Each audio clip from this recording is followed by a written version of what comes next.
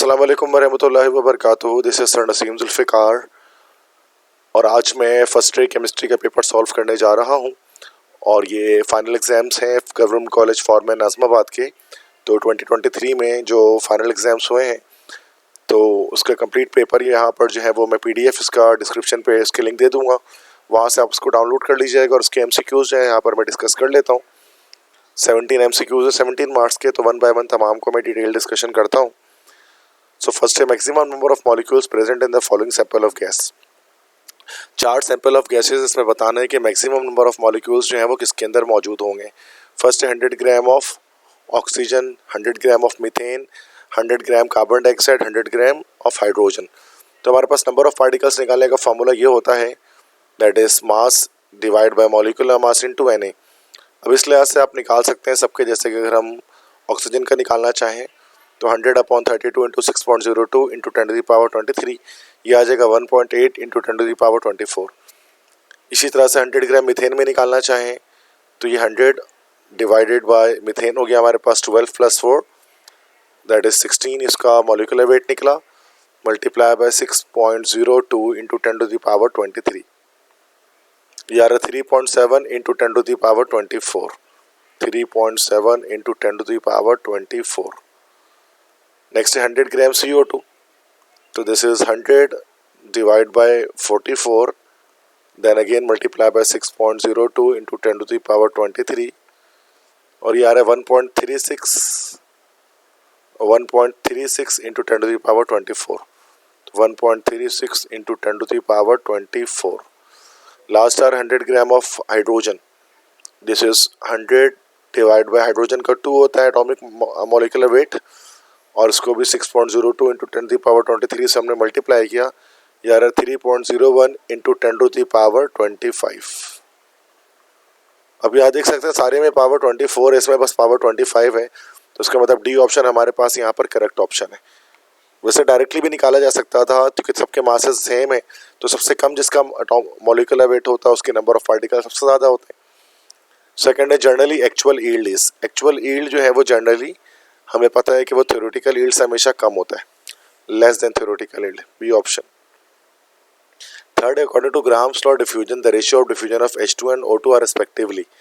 तो सिंपल तरीका है निकालने का, तो आप रूट ले लें, रूट के ऊपर आप ऑक्सीजन के लिख लें 32 और हाइड्रोजन का एटॉमिक वेट लिख लें 2, तो वो ये 2 1 2 और ये 2 16 हो गया और 16 का रूट निकल गया है 4, तो ये हमारे पास हो गया दिस इज 4:1 का रेशियो होता है रेट ऑफ डिफ्यूजन का। Means hydrogen gas diffuses 4 times faster than oxygen gas. ठीक है, दैट सिंपल। नेक्स्ट इसके बाद the volume of gas would be theoretically 0 at, तो 0 हमारे पास होता है 0 केल्विन पर, इसी टेम्परेचर को हम लोग कहते हैं this is called absolute 0 according to Charles law. Fifth in the equilibrium system of this the correct relationship between Kc and Kp is.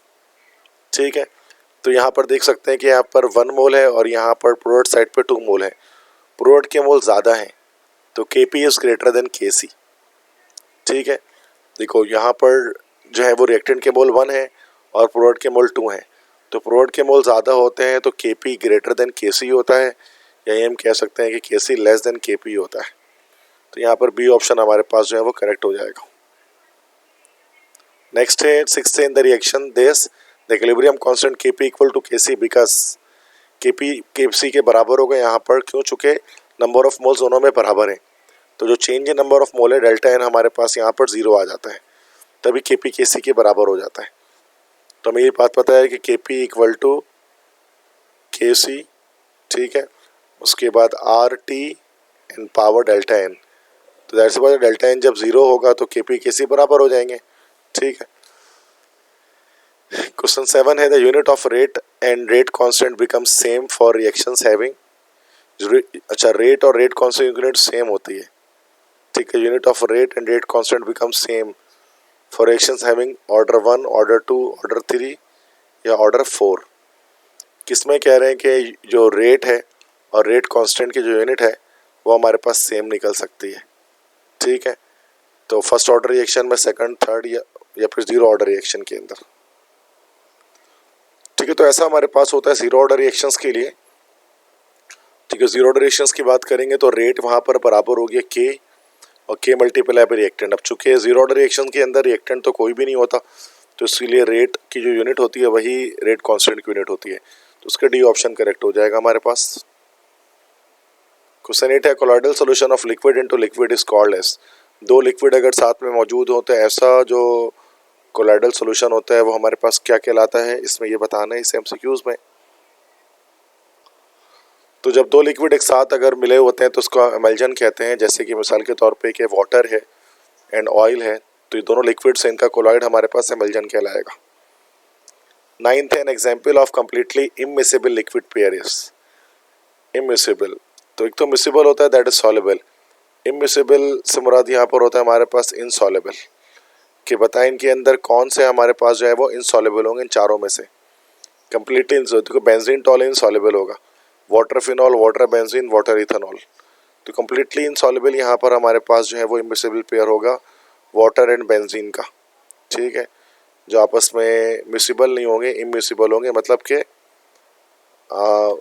Dissolve नहीं हो सकेंगे। तो इसके पीछे रीज़न यही है कि वाटर हमारे पास जो है वो दिस इज पोलर, जबकि बेंजीन जो हमारे पास है वो नॉन पोलर है, जिसकी वजह से ये दोनों साथ में डिसॉल्व नहीं हो सकते।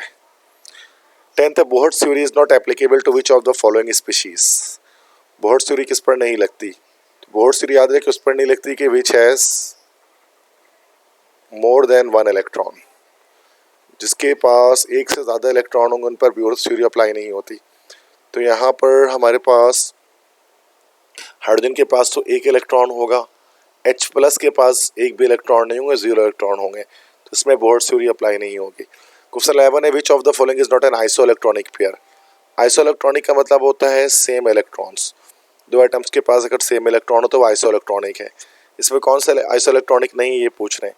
Na प्लस और नियॉन दोनों में 10 इलेक्ट्रॉन होंगे, तो ये तो हमारे पास आइसो इलेक्ट्रॉनिक है।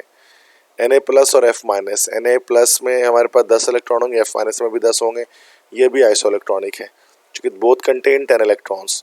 सोडियम और कैल्शियम, सोडियम में इलेक्ट्रॉन्स हमारे पास होंगे 11 और कैल्शियम में हमारे पास इलेक्ट्रॉन होंगे 20, तो ये हमारा आइसो इलेक्ट्रॉनिक पेयर नहीं है, तो सी ऑप्शन करेक्ट हो गया। 12th है the bond order of N2 molecule. N2 molecule का बॉन्ड ऑर्डर कितने में होगा? तो बॉन्ड ऑर्डर हमें निकालना पड़ता है। वैसे बॉन्ड ऑर्डर हमें पता है कि जैसे अगर ट्रिपल बॉन्ड अगर बन रहा है दो कंपाउंड के बीच में, तो इसका बॉन्ड ऑर्डर ऑटोमेटिकली 3 निकल जाएगा। वैसे हम इसको MOT के थ्रू भी निकाल सकते हैं। क्वेश्चन 13 है O2 molecule is paramagnetic because it has. O2 molecule paramagnetic होता है क्योंकि उसके पास अनपेयर्ड इलेक्ट्रॉन आते हैं। तो कितने अनपेयर्ड इलेक्ट्रॉन आते हैं उसके अंदर, इसको मैं आपको बता देता हूँ। तो जब हम यहाँ पर चेक करते हैं इसके मॉलिक्यूलर ऑर्बिटल डायग्राम के अंदर, तो हमें पता लगता है कि जो है वो 2 अनपेयर्ड इलेक्ट्रॉन एंटी बॉन्डिंग में ऑक्सीजन के अंदर आ रहे होते हैं O2 के मॉलिक्यूल में। ठीक है, तो यहाँ पर जो है वो इसमें 2 अनपेयर्ड इलेक्ट्रॉन इसका आंसर हो जाएगा, बी ऑप्शन। 14th है द मॉलिक्यूल विच है zero dipole moment. Zero dipole moment किसके पास होगा? तो CCl4 के पास होगा जीरो डायपोल मोमेंट। क्यों? क्योंकि ये मॉलिक्यूल हमारा जो है वो सिमेट्रिकल है, तो सिमेट्रिकल मॉलिक्यूल के जीरो डायपोल मोमेंट होते हैं। 15th है the conjugate base of Bronsted acid HCN and Bronsted base H2OS। Conjugate base HCN का हमारे पास एस क्या होगा? CN माइनस हमारे पास यहाँ पर इसका आ जाएगा, that is A option correct हो जाएगा। तो the conjugate base of Bronsted acid HCN and Bronsted base H2OS।